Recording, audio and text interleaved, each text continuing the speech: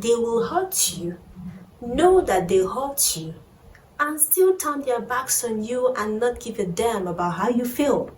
Most of them are waiting for you to come back so that they will show you Shige Pro Max. Please, leave closure for weeks.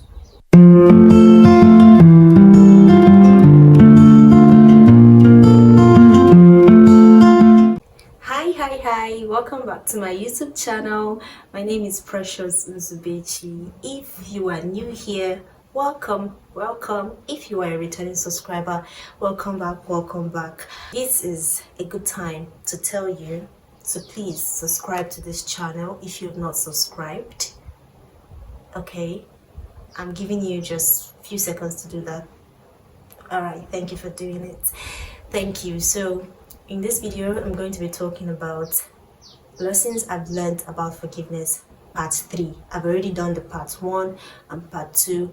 In case you've not watched them, please, thank you. I talked about 2 lessons I learned about forgiveness in part 1 and also talked about 2 other lessons I learned about forgiveness in part 2. So this is part 3 and I'm going to be talking about 2 more lessons I learned about forgiveness, and this is going to be the final part for now. You know, we never stop learning, so if I learn another lesson, trust me, I'm gonna come and make a video about it. Yeah, but for now for now, that's it. So 2 lessons I've learned. Let's jump right into the video. Number 5 is that majority of the people who hurt you are not going to apologize to you. In fact, the earlier you realize this, the better for you, because a lot of people put themselves in that box of waiting for somebody to come and apologize to them. Newsflash, most of them will not, right? They will hurt you, know that they hurt you, and still turn their backs on you and not give a damn about how you feel. So you have to first accept that this is something that happens, right? Most of the time, you're not going to have an opportunity to talk about what happened. But you know what? You will have to forgive still. You will not wait for an apology to come, because if you keep waiting, you might have to wait forever. Deal with it. It is what it is. If you keep waiting for I am sorry, you will have to wait forever, because some people don't have that kind of mind. Some people do not have the Holy Spirit in them. They don't even hear his voice to know that the Holy Spirit is telling them to go and apologize. Some people don't even have him. Then there are some people who have him, but pride, they've not really renewed their mind like that.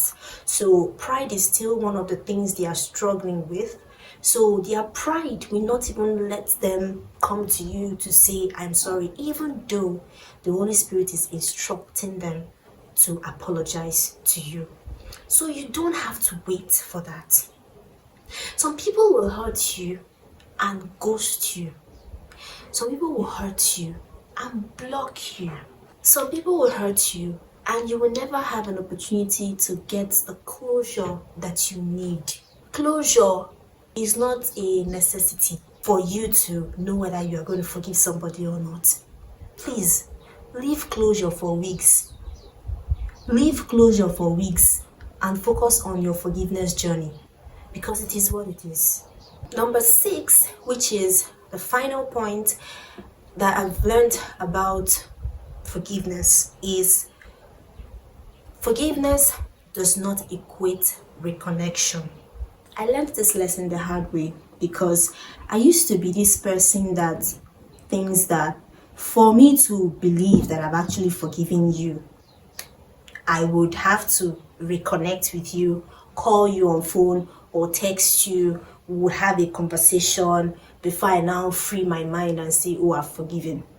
But no, I stopped doing that when I realized that it's not necessary. It's not always necessary to reconnect with the person who has hurt you.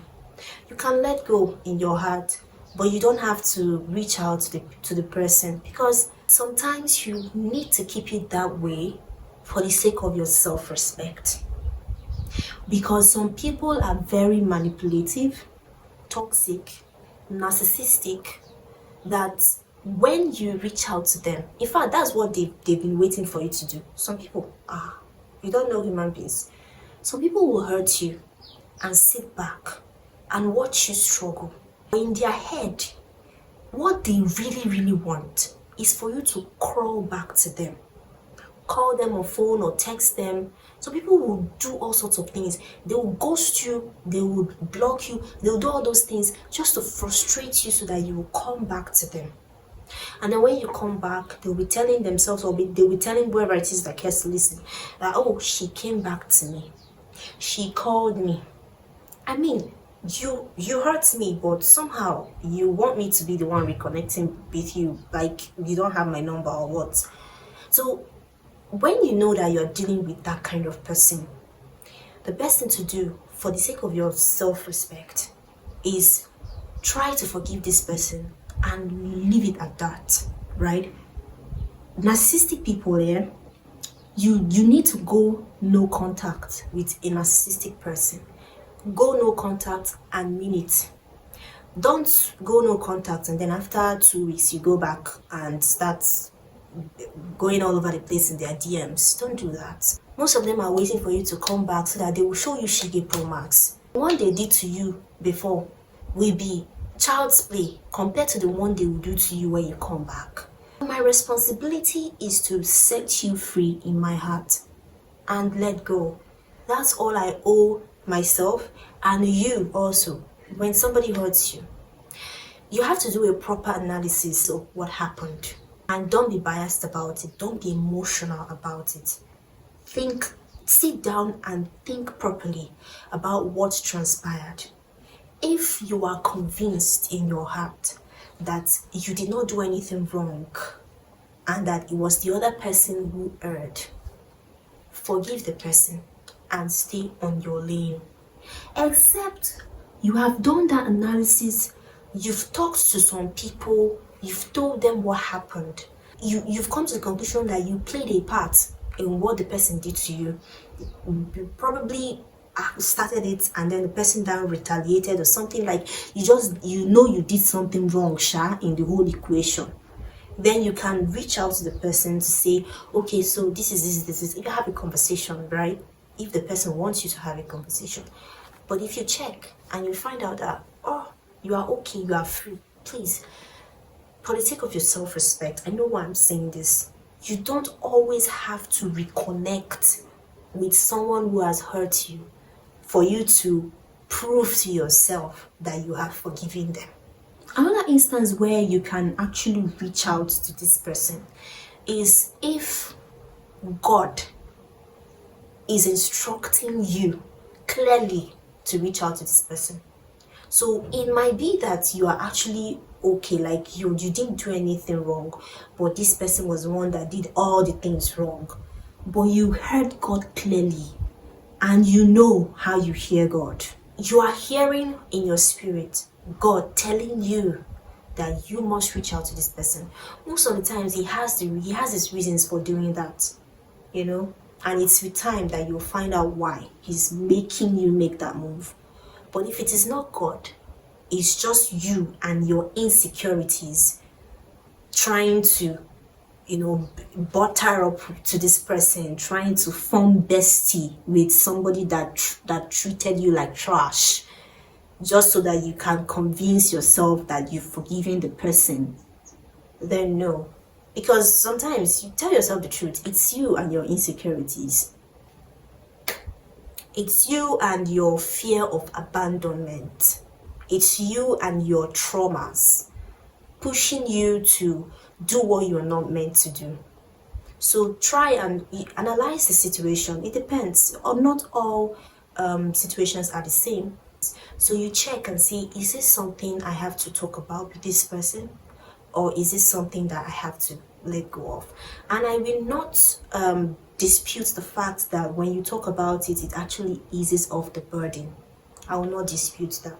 When you have a conversation with somebody who has hurt you, it actually makes things better. But it could also make things worse, because if you have a conversation with somebody who still feels like they didn't do anything wrong, the person will even say more things. The person would do more. The person will say more. It would have just been better for you to respect yourself and day your day, because trying to have a conversation with this person now, the person is even hurting you more with their words and with their actions. Wait till you gain. So check it well, but personally, I feel like it is not necessary most of the time to reconnect with the person who has hurt you. But it is extremely important that you forgive the person. With that, I've come to the end of this video, but I will not end this video without praying for you. Forgiveness is something else. Struggling with unforgiveness is a lot. And I know that you watching me, there has been at least one or two times in your life where you had to struggle with that, because you just could not let go of what that person did to you. So today I pray for you that the Holy Spirit will step in and help you in every way that you need to be helped. Lord, I ask that whoever it is that is watching me today that is struggling with unforgiveness, that you help the person. I ask that you provide this person with everything they need to go through this season without breaking down, without losing their salvation, and without weighing themselves down and limiting themselves in the process. Lord, I ask that you help this person to forgive and let go of every offense, every weight, everything that is holding them back.